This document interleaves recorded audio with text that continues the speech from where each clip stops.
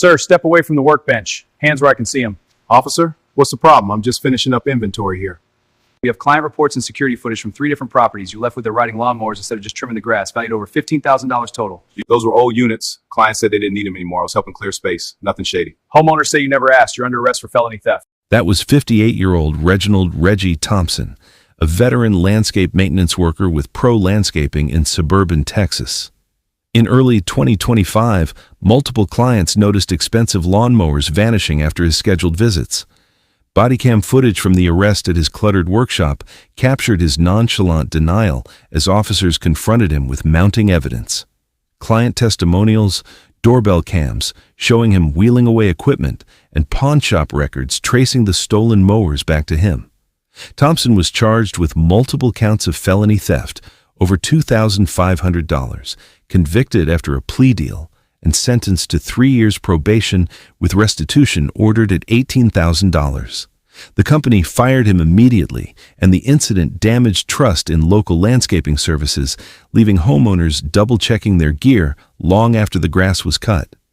Before we continue, have you ever had a service worker take something that wasn't theirs? Share in the comments, and subscribe for more shocking body cam moments. Reginald Thompson came into the world on September 9, 1966, the second of 4 children in a house on the east side of Longview, Texas, where the walls were thin enough that you could hear the freight trains passing 3 blocks over. His father, Denton, left before sunrise every weekday for 31 years to load bags and boxes onto Greyhound buses, work that paid steady and said nothing about you either way. His mother, Yvette, cleaned rooms at a Ramada Inn on Loop 281 3 days a week until her knees started grinding in her 50s, and her supervisor told her gently that maybe she should think about something else. She never found anything else. She just stopped working. Reggie was 16 the first time he pushed a mower for money. The yard across the street had gotten away from the old man who lived there, knee-high in places, the St. Augustine gone to seed along the fence line. And Reggie asked if he could cut it for $10. Not because he had any particular feeling about lawns, because the yard looked like a problem, and he was the kind of boy who noticed problems and felt, somewhere in his chest, a low pull toward fixing them. He kept at it through high school, picking up properties the way other kids picked up shifts at fast food. By his mid-20s, he was running 4 or 5 accounts a week out of a beat-up Chevy pickup with a push mower in the bed and a gas can bungee corded to the wheel well. He learned the work the way tradespeople learn, not from instruction, but from repetition, from the way Texas clay behaves in August versus March, from understanding that overwatered St. Augustine develops a particular yellowing at the blade tips that looks like drought stress, until you've seen it enough times to know the difference. In 2003, he joined Pro Landscaping as a senior root technician in Collin County, and something in him settled. He was 36 years old. He had a reliable vehicle that belonged to the company, a route map that stayed consistent from season to season, and clients who learned his schedule and left bottles of cold water on their porch railings in July. He knew which dogs to approach slowly and which ones were just noise. He knew the retired principal on Alden Drive watered her flower beds at 6 a.m. Certain that if he arrived before 7, the walkways would still be wet. He knew these things the way you know them only when you show up somewhere, without fail, for years. His performance reviews across 2 decades described a man who had made himself indispensable through consistency rather than flair. Client positive, technically thorough, reliable under heat stress. A supervisor wrote in 2018 that clients asked for Reggie by name and that he had turned down offers from 2 competing firms. That last detail was the one that meant something. He had been offered more. He had stayed anyway. He was not chasing ambition. He understood that about himself. What he was chasing, what he had always been chasing since the thin-walled house on the east side of Longview, was permanence. The sense that he was somewhere, reliably, and that his presence there mattered to someone. That if he didn't show up on Tuesday, someone would notice. For a man who grew up watching his mother's knees give out and his father's years pour into a terminal that never once asked how he was doing, permanence was not a small thing. It was, in fact, everything. And for 22 years, the work gave it to him. By 2020, Reginald Thompson's Tuesday through Friday loop covered 47 residential accounts spread across 4 neighborhoods in Frisco and McKinney, Lexington Creek, Summerfield Estates, the older streets off Preston Road, where the houses were smaller, but the lots ran deeper, and a newer development called Copper Ridge, where every lawn looked like it had been installed the previous spring because most of them had been. And the work was relentless in the Texas summer and almost meditative in the fall, when the heat backed off and the air smelled like dry grass, and the clients were friendlier because nobody was suffering anymore. These were not wealthy people. That was something Thompson understood about his route in a way that outsiders might have gotten wrong, looking at the houses from the street. The 3-car garages, the stone-faced entryways, the backyard pools visible above the fence lines. Wealth was a different thing. Wealth was ease. The people on his route had worked extremely hard for things that looked, from the outside, like ease. And the difference mattered in ways that expressed itself in small details. The school principal on Alden Drive who drove an 11-year-old Honda because the house payment came first. Yet the union electrician on Beckett Lane who had put 3 kids through college on wages that left no margin for anything going sideways. The widow on Cresthaven Court who still clipped grocery coupons out of the Sunday paper, even though her house was worth $400,000, because habits from a life of careful management do not dissolve just because the house is paid off. He knew their rhythms the way a person knows the rhythms of a place they'd been going for years without ever being invited inside. He knew that the principal, Eleanor Marsh, left for her senior center volunteer shift at 9 on Wednesdays, and that if he needed to ring the bell about anything, a sprinkler head that had cracked, a section of edging he'd hit with the blade, he had until about 8:45. He knew that Dale Kinnear, the electrician, has kept 2 dogs in the backyard that would lose their minds at the sound of a mower until the 3rd or 4th visit of the season, when they finally accepted that the noise was routine and flopped down in the shade and ignored it. He knew that Boyd Whitfield, the retired Army sergeant on Copper Ridge Drive, was out on his front porch most service mornings, coffee in hand, watching with the specific, measuring attention of a man who had spent 30 years inspecting things and never fully stopped. Boyd Whitfield was 67 years old with a fused hip that had been the souvenir of a training accident at Fort Hood in 2001. He walked with a slight forward lean that his son once described, not unkindly, as looking like a man permanently heading into a headwind. Now, the zero-turn Ferris in his garage had been modified at a specialty shop in Plano. The controls rerouted to hand levers, the seat adjusted for his range of motion, and it cost him $2,800 out of pocket because the VA considered it a lawn care item rather than a mobility device. He did not complain about this. He had long ago made peace with the gap between what institutions said they owed you and what they actually provided. The mower gave him something no institutional decision could: the ability to maintain his own half-acre without calling his son. At 67, with a body that had been partly rebuilt by surgery, that independence was not a luxury. It was the whole point. And then there was Darlene Hutchcraft, 74, on the corner lot at Cresthaven and Mill Valley Road. She had stopped going outside much since her husband Earl died the previous June. Pancreatic cancer, fast and merciless, 4 months from diagnosis to a funeral attended by 200 people who all said the same thing, which was that Earl Hutchcraft had been one of the good ones. And they were right. The garage, where Earl had spent most of his weekends puttering and organizing and occasionally fixing things that didn't need fixing just because the fixing itself gave him pleasure, was the one part of the property Darlene kept orderly. The lawn she left to Thompson.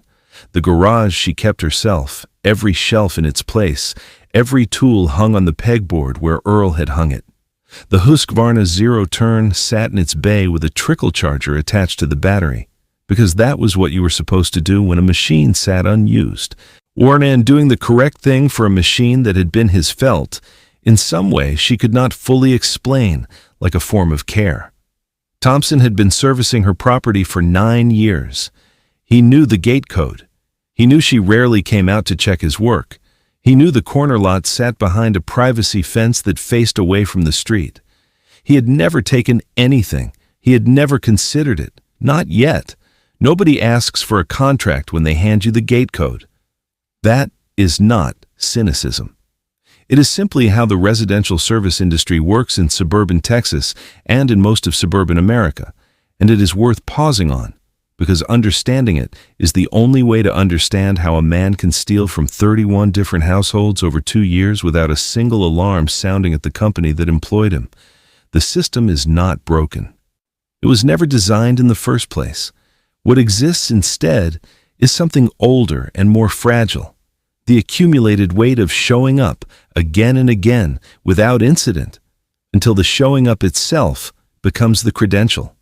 Eleanor Marsh did not call Pro Landscaping and ask whether their technicians were bonded per property. There is no such bond. Boyd Whitfield did not request an insurance certificate before giving Thompson the combination to his side gate. There is no requirement that he do so. Darlene Hutchcraft did not ask anyone's permission before writing her garage code on a post-it and handing it through the front door on a Tuesday morning 9 years ago, because Thompson had been coming to her property for 2 years by then, and Earl had said he seemed like a good man who took the work seriously, and Earl was a good judge of people. These decisions were not naive. They were rational. When a person has watched the same technician show up on schedule for years, mow the lawn, edge the beds, blow the clippings off the walkway, leave without drama, and when that person has never once had cause for concern, then trusting that person with access is not carelessness. It is the correct inference from available data. The problem is that the data only shows you what happened. It tells you nothing about what someone decided not to do on a given Tuesday or why. Pro Landscaping ran background checks at hiring. They carried liability insurance on vehicles and personnel. There was a company phone number on the side of every truck. On paper, the infrastructure of accountability looked reasonable. But accountability and oversight are not the same thing, and the distinction matters. Accountability means that when something goes wrong, there is a mechanism for assigning responsibility and seeking remedy. Oversight means that someone is paying attention before something goes wrong. The oversight was thin. Once a technician was embedded in a rote, once the clients knew his face and the dogs had stopped barking and the seasonal rhythms had been established, the supervision that surrounded him on his first day had long since dissolved into assumption. No supervisor followed a veteran technician on a random quality check. No one conducted end-of-shift audits to verify that what went into a trailer matched what left it. The GPS tracker on Thompson's company vehicle logged locations and duration. He arrived at a given address at such a time. He departed at such a time. The log could tell you he was at Eleanor Marsh's property on Alden Drive for 47 minutes on a Thursday. It could not tell you whether he left with a mower that wasn't his. The gap between those two facts is exactly where everything happened. There is a moment in almost every case of this type. Theft by a trusted contractor, by a care worker, by anyone who is granted access because they have earned it over time, where investigators look at the oversight structure and arrive at a reckoning.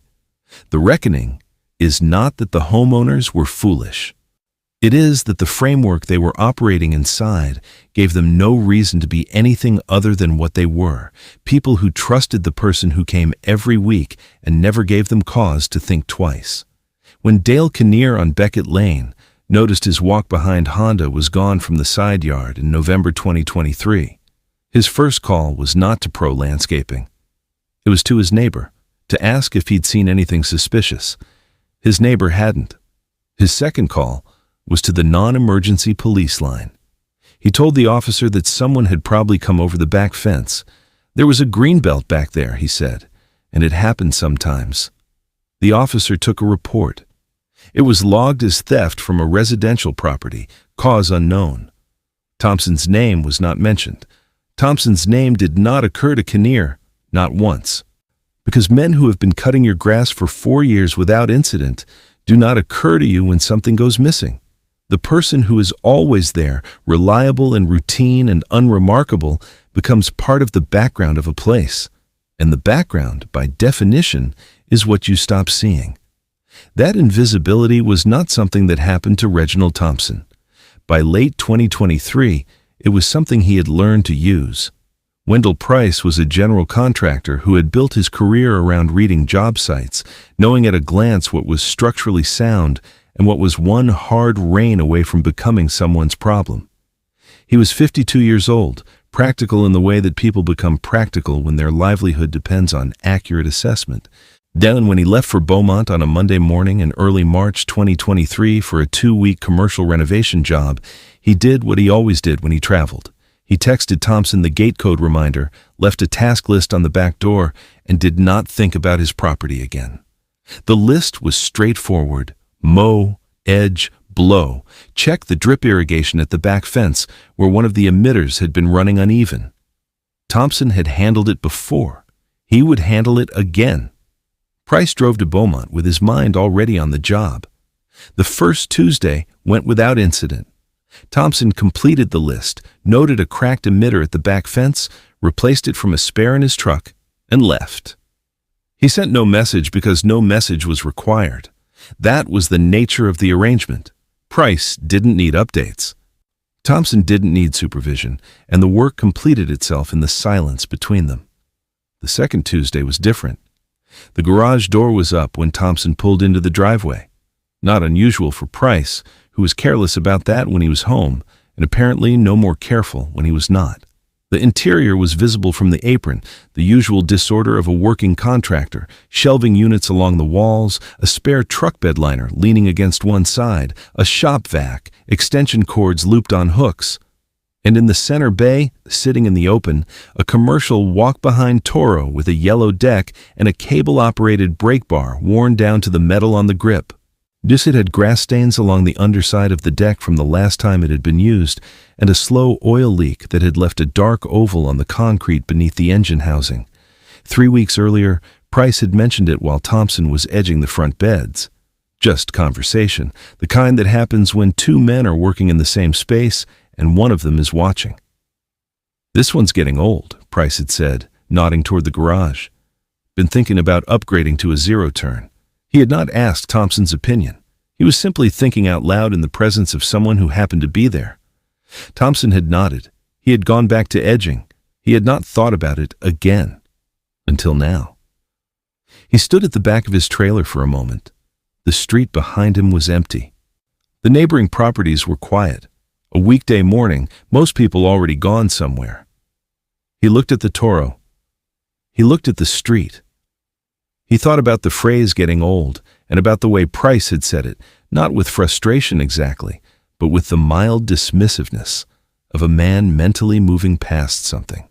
He thought about Loretta's prescription pickup on Friday, which was $340 without the discount card, $210 with it, and about the call he had not yet returned from the transmission shop on Coit Road. He loaded the Toro into his trailer in 4 minutes. He did not hurry. Hurrying would have looked like something. He moved at the pace of a man doing ordinary work, which is exactly what he appeared to be doing on a street where no one was watching.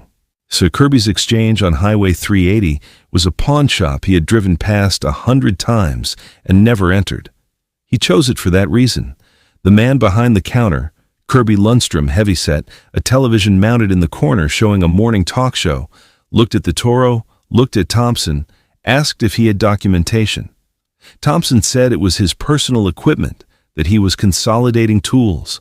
Lundstrom walked around the mower once, pressed the brake bar, looked at the oil stain on the deck. He offered $180. Thompson said fine. He signed a transaction form using his name without hesitation, which would matter later, and left with the cash in his shirt pocket. The Toro had cost Wendell Price $1,400 new. Price came home from Beaumont 2 weeks later, noticed the mower was gone, and called his neighbor to ask if anyone had come over the back fence. The neighbor hadn't seen anything. Price called the non-emergency police line and filed a report. He told the officer about the greenbelt behind the property. He bought a new mower the following weekend, a zero-turn this time, because he had been planning to upgrade anyway. He never mentioned it to Thompson. Thompson learned this not from a conversation, but from driving past the property on his next scheduled visit and seeing a new machine in the open garage, still with the dealer sticker on the deck. No police tape, no note on the door, no changed gate code. He pulled into the driveway, cut the lawn, edged the beds, blew the clippings off the walkway, and left. He had not been caught. He had not even been considered. The drive back to the supply yard that afternoon took him past 11 other properties on his route. He did not look at them differently all at once. It was more gradual than that, more like an adjustment in focus, a slight shift in what registered when he scanned a garage or an open gate or a machine sitting uncovered in a side yard. The way, after you notice one thing, you cannot stop noticing it everywhere. He had not set out to steal from anyone. That was the truth, as best as the truth could be reconstructed later. What he had done was notice an opening, step through it, and discover that on the other side there was nothing waiting for him but $180 in his pocket and a Tuesday that looked exactly like every other Tuesday. Some people would have understood that as a warning. Reginald Thompson understood it as an answer to a question he had not known he was asking. By the fall of 2023, Reginald Thompson had stopped thinking of what he was doing as theft. That is not a defense. It is an observation about what happens to a person when a behavior repeats often enough without consequence.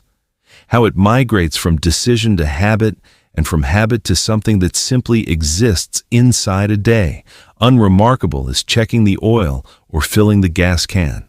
He had developed what investigators would later call, in their paperwork, a system. Thompson himself probably would not have used that word. A system implies intention from the beginning. What he had was closer to a set of rules that had assembled themselves around a practice that was already underway. Now, the way a path forms through a field, not because someone planned it, but because enough footsteps fell in roughly the same direction. The rules were these.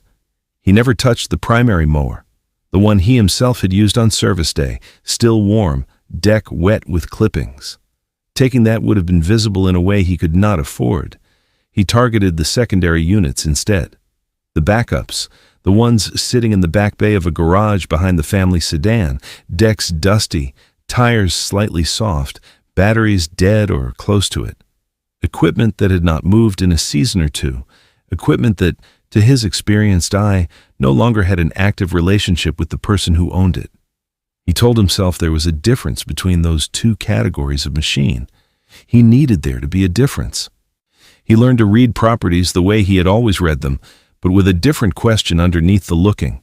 He noted which clients traveled for work and how often.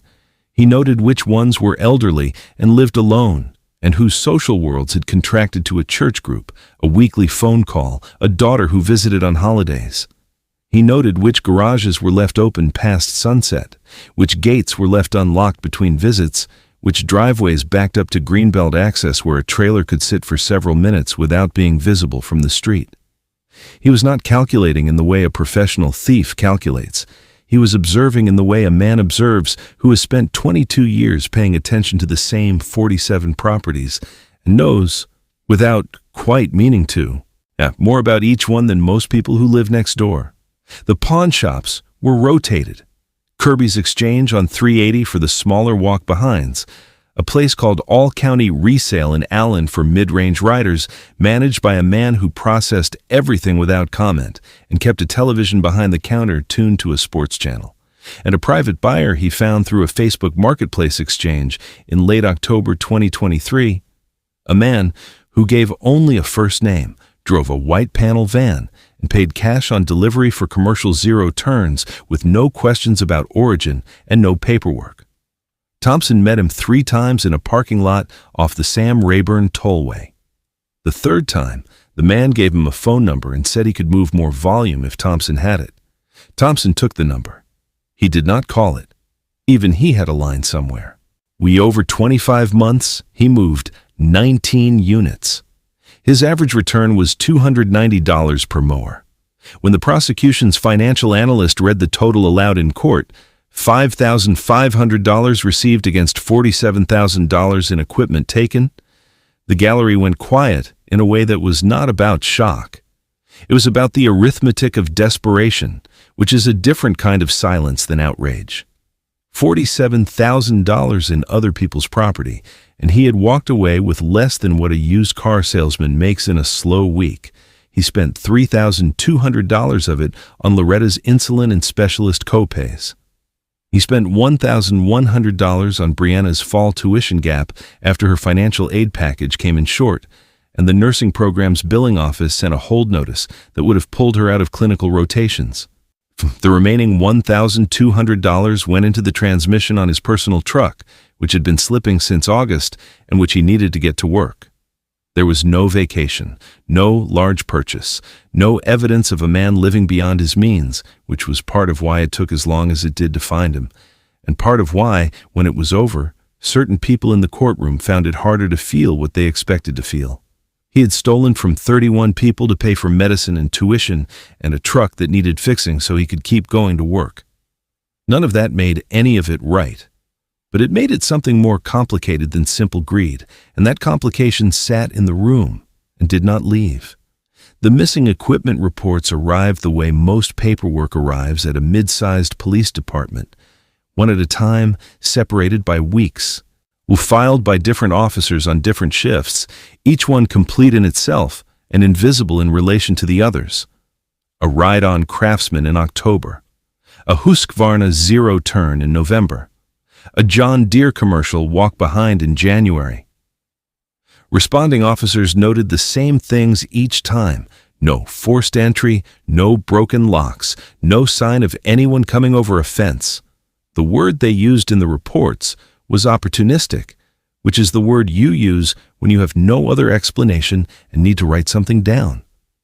No one pulled the reports side by side. No one noticed they were all coming from the same corner of Collin County, all from properties with landscaping contracts, all from homes where access had been freely given to people who came on Tuesdays. Boyd Whitfield noticed his mower was gone on a Wednesday morning in March 2024. He had gone out to the garage to retrieve a folding chair for the front porch, which was something he did every spring when the temperature finally dropped below oppressive and sitting outside became a reasonable thing again. The Ferris was not in its bay. He stood there for a moment, the way you stand when your brain is still processing the discrepancy between what it expected and what it found, and then he did something that said everything about who he was. He called the VA hospital first. Not the police, the VA.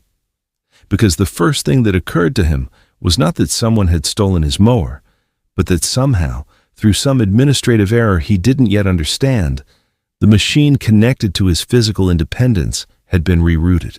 And it was the reflex of a man who had spent decades navigating a system that sometimes took things from people without warning and called it policy. The VA, naturally, had no record of his mower and no explanation for its absence. He called his son Garrett that evening. Garrett drove down from Dallas, walked the property, checked the gate latch, talked to the neighbor on the north side who had seen nothing and the neighbor on the south side who had also seen nothing. He filed the police report on his father's behalf because Boyd's handwriting had gotten difficult since a tremor had developed in his right hand in the last year, which was another thing the VA was working on in its own time. What Boyd did not tell Garrett, not that night, and not for several weeks afterward, was how much the loss weighed on him beyond the money, if beyond the inconvenience. The modified hand controls on the Ferris had taken 4 months to get approved through the specialty shop's fitting process, and in the meantime, he had watched his half-acre grow away from him and had needed to ask his son to come on weekends and do what he could not do himself. That 4-month period had been the closest Boyd Whitfield had come to feeling old in the way he feared feeling old. Not slowed down, not limited, but dependent. The mower had ended that. The mower had given him back a Saturday morning that belonged entirely to him, nobody's help required, nobody's schedule consulted. It was a piece of equipment. It was also a Sergeant First Class's last argument against asking for assistance, and it was gone. Darlene Hutchcraft discovered the absence on a Sunday in February 2025, on her way to replace a burned-out bulb in the garage ceiling fixture. She had not opened the garage for anything other than necessity in 8 months, which was how long Earl had been dead. She pressed the button on the wall panel and watched the door rise and the morning light fill the bay, and there was nothing there. Just the concrete floor with the trickle charger cable lying slack, the orange connector end resting against the wall where she had always plugged it in, plugging it in being the one thing she could still do that felt like maintenance, like tending, like having a reason to go in there at all. She stood in the opening for a long time, longer than she could account for later when her son asked her what happened. She told him she had just stood there. She could not explain what she was doing. Maybe she was waiting for the space to make sense. Maybe she was waiting for the feeling to arrive that would tell her what the correct response to this was. When she finally called Garrett, her voice was steady. She told him what she had found and where and when. She answered his questions. And then, because he asked her how she was doing with it, she said the only thing that was true, that when Earl died, she had at least been there. She had held his hand. She had said goodbye to him directly, and he to her, and as unbearable as that was, it was a real thing that had happened between two people who loved each other. This was different. This was just an empty space where something used to be. No explanation, no farewell, no chance to register that it was the last time. The first time, she said, I at least got to say goodbye. Garrett Whitfield was not the kind of person who let things go. That was not a character flaw exactly, but it was a characteristic, the particular persistence of someone who spent his professional life finding the error in a system by refusing to accept that the error wasn't there, just because he couldn't see it yet. He was 41 years old, an IT contractor who audited network security for a hospital group in Dallas. And when his father called him in March 2024 to tell him about the missing mower, something in the way Boyd described it, not angry, just tired, the tiredness of a man recalibrating what he had a right to expect from the world, had lodged in Garrett like a splinter he couldn't reach. He had filed the police report. He had walked the property. He had done what you were supposed to do and gotten what you usually got, which was a case number and a vague implication that these things happened, and sometimes the equipment turned up, and sometimes it didn't. He went back to Dallas. He told himself to let it go. He did not let it go. When Darlene Hutchcraft called his cell phone in late February 2025, he had given her his number years earlier, after Earl's diagnosis, just in case. Her voice was so controlled that it took him a moment to understand what she was telling him. She was not crying. She was speaking with the careful precision of someone who had decided that if she slowed down enough, she could keep it together. She described the empty garage bay. She described the trickle charger lying on the floor. She said she didn't understand what had happened and whether she might have somehow misplaced her own memory of the machine. And the question was so heartbreaking in its construction, this woman asking if her own grief had made her confused, that Garrett had to pull his car to the side of the road to finish the conversation. After he hung up, he sat there for a few minutes. Then he opened his laptop.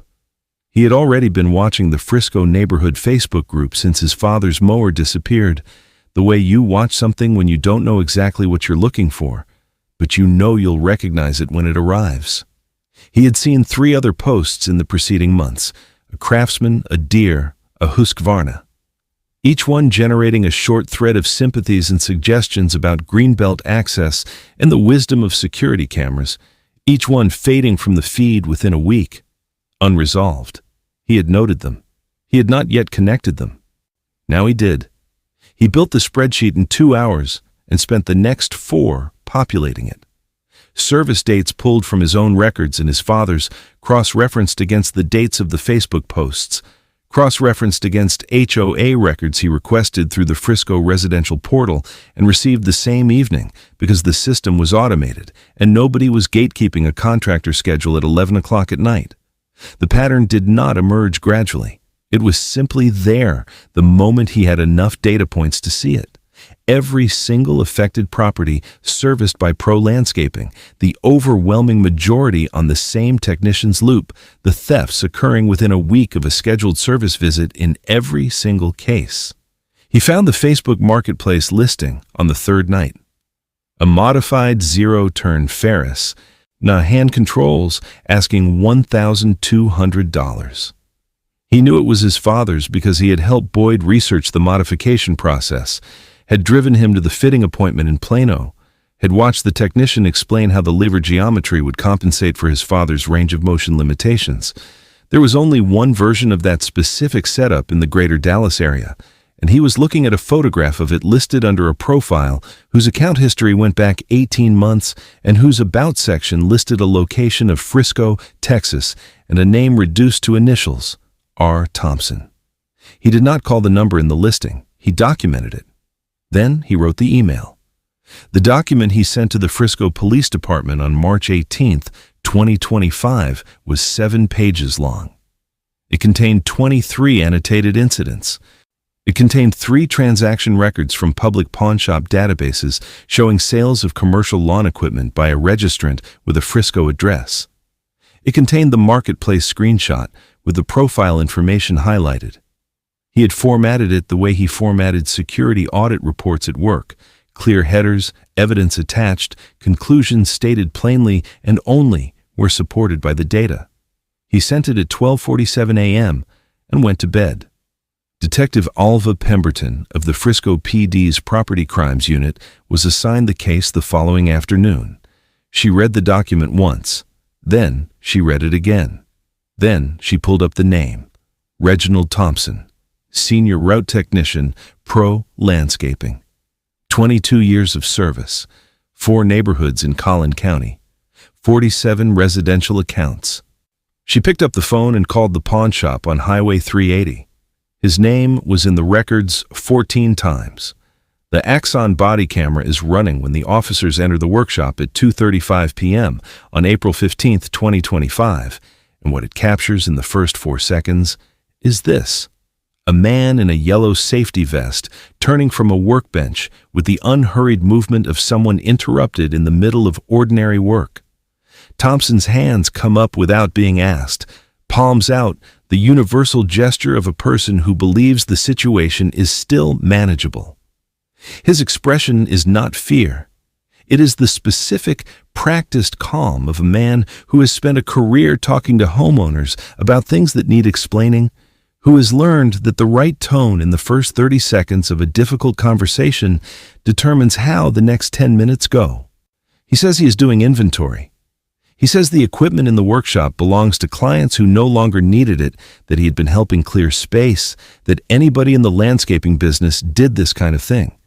The words come out reasonably organized, and if you did not know what the officers knew when they walked through the door, they might have almost landed. The camera records all of it in the flat, effectless way that body cameras record everything. No score, no commentary, just the fisheye lens and the fluorescent hum, and the rows of mowers stretching back into the shadows behind him. Then Detective Pemberton reads the names. She does it methodically, from the list on her clipboard. The way you read a list when you want the person in front of you to understand that this is not a misunderstanding and there is no version of the next conversation where he talks his way out. Wendell Price, Dale Kinnear, Eleanor Marsh, Boyd Whitfield. She keeps going. The names are not abstractions. They are people Thompson had seen in some cases every week for years, people whose gate codes he still knew by heart, people who had left water on their porches for him in July. Something changes in his face around the 8th name. Not guilt as it is usually depicted, not collapse, not tears, not the performance of remorse. Something quieter than that. The arithmetic catching up is how one officer later described it in his incident report. In 31 separate names spoken aloud in sequence is a different experience than 31 separate transactions made weeks apart. The distance that had existed between each decision, the way each one had felt at the time, like its own contained and justifiable thing, the distance collapses when someone stands in front of you and reads the list without stopping. He does not argue. When Pemberton finishes, he looks at the floor for a moment. Then he puts his hands behind his back. The camera follows the officers as they walk him toward the door, and it pans briefly across the workshop in the way cameras pan when a person in motion passes a wide space. The workbench, the rows of mowers, some intact, some with their decks removed and frames stripped to bare metal. A shallow container near the vise with serial number plates stacked inside it, which is not the kind of thing you do with equipment you came by honestly. A pair of bolt cutters hanging on a nail above the pegboard, the rubber grips worn in the way of a tool used regularly for a specific purpose. At the workshop door, Thompson slows for a fraction of a second. The camera catches it. He turns his head back toward the interior, toward the machines, the workbench, the fluorescent light still running above it all. And he holds that look for 2 full seconds before the officer's hand at his elbow moves him forward and the door swings shut behind them. He was charged with 8 counts of felony theft over $5,000 under Texas Penal Code Section 31.03. In August 2025, he entered a plea agreement and pleaded guilty to 4 counts. See, at sentencing, his attorney laid the financial architecture of the preceding 2 years on the table. Loretta's insulin bills, the co-pays, the pharmacy receipts, Brianna's tuition gap documents, the hold notice from the nursing program, the transmission estimate from the shop on Coit Road. He presented Thompson's 22 years of employment records and the performance reviews, and the names of supervisors who would have, before April 15th, described him without hesitation as a man they trusted. The judge read all of it. He acknowledged the financial distress on the record. Then, he sentenced Thompson to 3 years of probation, $28,000 in restitution to be paid in monthly installments, and noted, carefully, in language that was clearly chosen, that the sentence did not restore what had been taken from Darlene Hutchcraft. Nor he did not elaborate. He did not need to. The courtroom already knew what he meant. The restitution order was structured as monthly payments deducted from Thompson's wages. The problem was that Thompson had no wages. Pro Landscaping had terminated him on the morning of his arrest. A phone call from the regional manager to the HR department, a notation in the system, 22 years of employment ended in the time it takes to update a database. His company vehicle was recovered from the workshop lot. His access credentials were revoked. The route he had driven since 2004 was reassigned to a younger technician who did not know which dogs were just noise and which ones bit, and who would spend several confused Tuesdays learning what Thompson had learned years ago by simply showing up. His personal tools, the good ones, and the ones he had bought himself over 2 decades because the company's equipment was never quite right for the way he worked, were seized as potential evidence during the search warrant execution and held in an evidence storage facility for the duration of the case.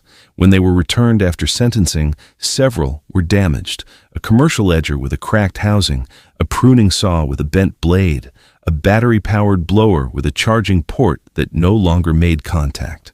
The damage had not been deliberate. It was the ordinary indifference of institutional storage, where things are logged and shelved and forgotten until someone requests them, and the interval between shelving and retrieval is not kind to equipment. He filed no complaint. There was no mechanism for filing a complaint that would have led anywhere. Therein he understood that well enough not to try. At 58 years old, with a felony conviction appearing on every contractor vetting database in Texas, he could not go back to residential landscape work. That was the industry that knew him, the work his body understood, the only professional world he had operated in since his mid-20s. It was not available to him anymore. What remained, practically speaking, was a question he was still working through when the courthouse doors closed behind him. What a man does at 58, when the thing he built his life around is no longer something he is permitted to do.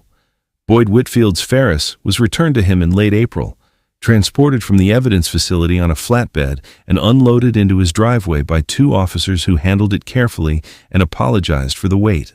And the handlebar bracket on the left side had been broken during storage, a stress fracture along the weld point, the kind of damage that happens when something is shifted without understanding its geometry. The VA, when Garrett called to inquire about repair coverage, confirmed what he already suspected.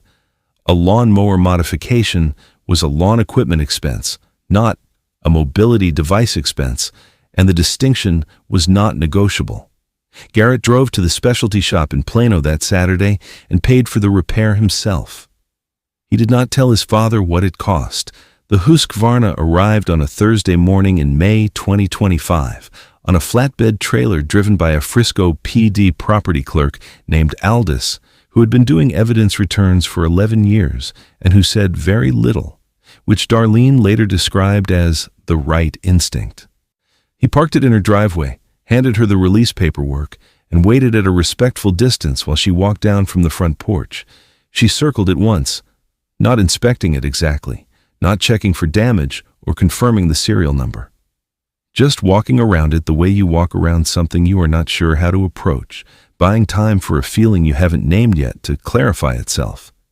She ran her hand along the seat cushion on the way past, the long crack in the vinyl that ran from the front edge to the back, which Earl had noticed the second spring they owned it and had said he'd fix and then never fixed, not because he forgot, but because there was always something else, and then there wasn't time anymore for anything else. The cushion was still cracked. It had not been repaired. The trickle charger cable was coiled on the deck where the clerk had placed it after unloading. She went back inside. Garrett came that weekend and rolled it into the garage and put it back in its bay and plugged in the trickle charger the way she had always kept it plugged in. He did not ask her what she wanted to do with it long term. She did not bring it up. It sits there now, battery maintained, deck clean, the cracked seat cushion catching the light when the garage door opens in the morning. In December 2025, Brianna Thompson walked across a stage in San Antonio and received her nursing school diploma. Her mother, Loretta, was in the third row, managing her diabetes through a hospital assistance fund that had reduced her insulin costs to something the household could carry. The ceremony ran 2 hours and 20 minutes. Brianna wore her hair pinned back and held her diploma with both hands for the photograph. She smiled in the way you smile when something you worked very hard for is finally in your hands, and the weight of everything it cost is, for one moment, worth it. She did not mention her father's name. Nobody asked her to, and nobody asked her not to. She simply moved through the day that was hers, the stage, the photograph, the dinner afterward with her mother and her aunt. And his name was not part of it. Whether that was grief or anger or something that had not yet resolved into either, only she knew. The camera caught her face as she crossed the stage, composed, present, looking straight ahead. Some things justice cannot reach. Some distances once opened do not close on any court schedule. The lawn keeps growing. The garage holds what it holds. And a woman who earned something real walks forward into her life, carrying whatever she carries without looking back.